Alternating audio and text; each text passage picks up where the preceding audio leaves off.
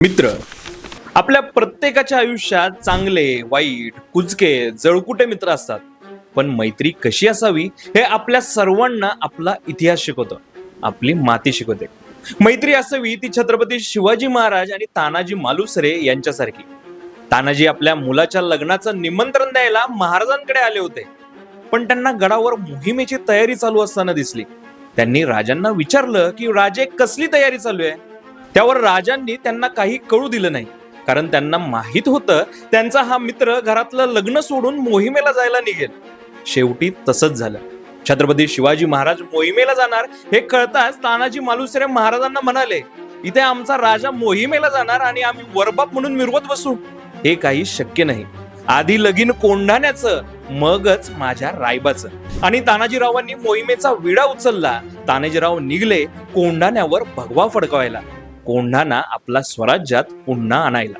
तानाजीरावांच्या मनात एकदा पण आलं नसेल का हो की आपल्या घरी पाहुणे आलेत, आपल्या मुलाचं लग्न काही दिवसांवर आलंय, या मोहिमेत आपलं काही बरं वाईट झालं तर आपल्या कुटुंबाचं काय होईल?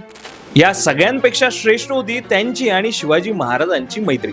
मित्र मोहिमेला गेला तर कसं? आपण असताना मोहिमेला मित्र जाऊच कसा शकतो? जर मला काही झालं तर माझ्या कुटुंबाकडे पाहायला माझा मित्र आहे की. या विश्वासाने तानाजीराव गेले मोहिमेला. सुभेदारांनी मोठा पराक्रम केला. जो शत्रू दिसेल त्याला कापून टाकला. घनघोर युद्ध झालं.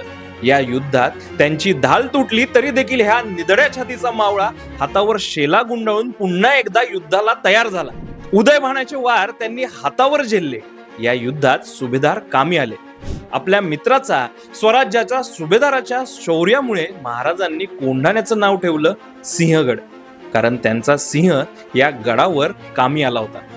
एका मित्राने आपल्या स्वराज्यासाठी एवढा मोठा पराक्रम केला, दारात तिरती पडला, आपल्या कुटुंबाची पर्वा न करता.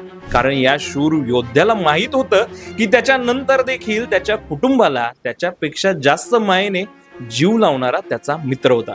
तो मित्र म्हणजे छत्रपती शिवाजी महाराज.